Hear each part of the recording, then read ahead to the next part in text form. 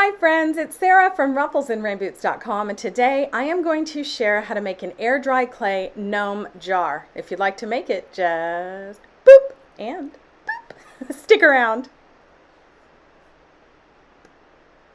As always, please give this video a like so I know you're here, and it helps me out with this algorithm. So you can see them up close. There's a lot of shading and dimension and cute little easy things that will not break off. And so I've been working with clay a long time. I am going to be using this DAS air dry clay, but you can try Model Magic. I'm going to say why I didn't use it. You can also put air dry clay around structures like a paper mache or a styrofoam. I'm not sure if that will work with the Model Magic, but air dry clay, the nature of it, just paint the item first so you have something to grip onto. I'm going to start with this little tiny jar and some aluminum foil. So I'm going to fold this into multiple layers, right? I just need it wide enough to go around the lid, not the whole jar, just that lid portion. So I folded it up and just made sure I could layer it. Once I could layer it, I just scrunched it into a point. That's it. And so now I'm just going to twist this so the aluminum foil is nice and dense. Now to build up the bottom, I wanted sort of a bigger hat. So to build up the bottom, I just started layering foil. I scrunched it up, and then I'm going to get my hot glue gun and attach all of this before I really get too far into everything. So I just added a little hot glue, popped on the little cap I made, and then started adding like all of the extra layers. It only took me like this little extra layer here and another one, and then I was able to just glue them all down and build that up where I wanted. All right, so here's the Model Magic, and I actually made a decision. I'm not even going to try this because on other Model Magic projects, it dries so much smaller. It's so significantly different that I felt it was going to crack. So I made a tiny little Model Magic guy, and I'll show you that while I'm going through here. But I just basically pressed the air dry clay into a flat sheet, and then I rolled it with a candle, and then all I'm going to do is just cut off the excess with scissors. Yep, I'm going to use that clay, so it's not wasted, but we're just going to be pressing into the foil. You don't need to glue the clay to the foil, but you do need to make sure that it's pressed into the foil, but not too much that it's really thin, because air dry clay will shrink a little bit, but it's not like the Model Magic where it's insane how much that shrinks. So all I'm doing here is just pressing on my first layer. You can see my foil was showing through, so I'll be adding a little bit more to that.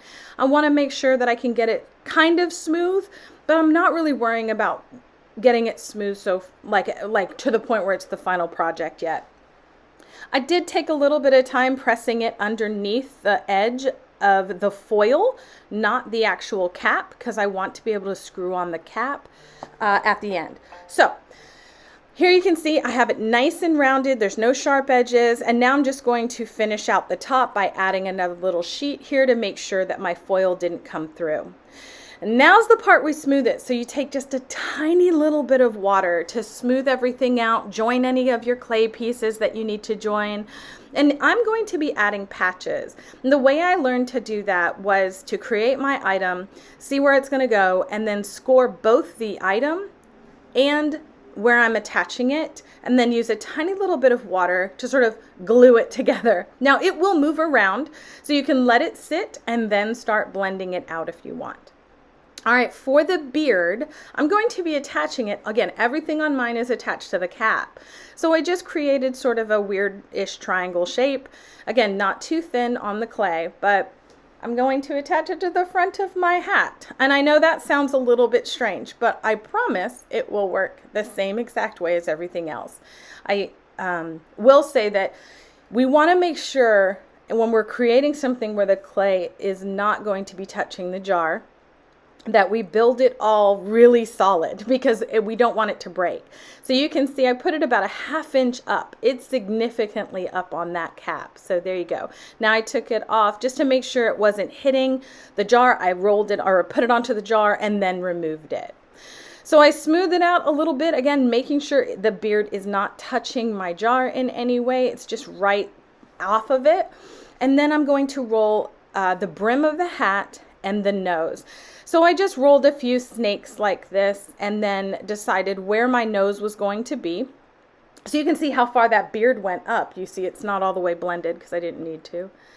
And then I'm going to score on the nose. And so I just rolled a little sphere of clay and then blended the top and the sides because that's going to be covered by the brim of the hat. So then I scored both the brim and the piece and then added a little water from my brim here and just attached it all the way around and then cut off the excess and blended where those two met. All right, so while that was sitting for a second, I then took my craft knife and created a little dimension in my beard, not going too crazy, and then finished up with the extra rolls on my brim. So I chose to make 3. Now, you're gonna blend them so they're not gonna be like this. So I'm just gonna take some time to blend it. I made this little model magic, and then I wanted to make sure that the beard didn't fall into the jar and secure itself there. So I put a little piece of aluminum foil and left both of those pieces to dry for a couple of days. Once they're dry, you can see this is a rock solid piece. Before I get started with painting, I actually sand everything. So I put on an N95 mask or dust mask and then sand my pieces. I didn't sand the Model Magic. It's a very weird product. I like working with it, but not sure I'd do something like this. So I did paint both of my pieces white. And I know you think it looks white, but when you're in person, let me show you the difference here. It's not white. It's kind of like an off-white. And so in order to get the most vibrant color, I usually paint my clay pieces white. All right, so now I'm going to start with my choice of colors.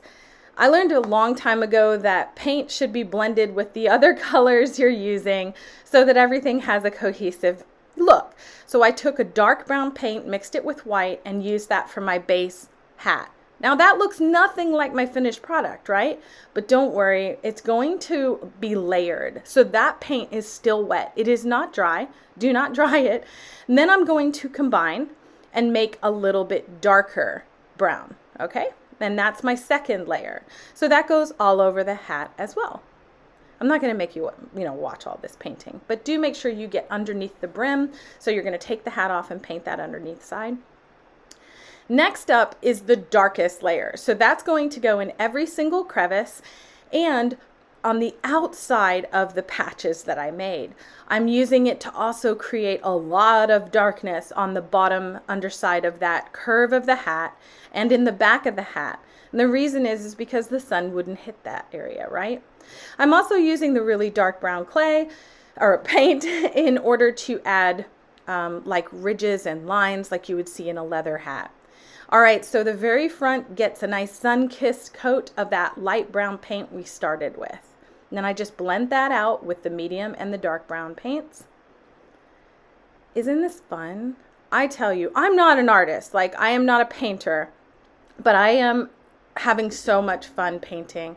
It's a very calming experience. Y'all know me, I listen to Audible books while I do this, while I do all this, and I love it. So the brim gets the same exact thing, the lighter in the front with the sun kiss and the darker in the back. For the patches, I mixed the copper first with the darker brown paint, then I hit the gold up with the medium brown, and then I did a full copper with just all by itself. So they all look a little bit different.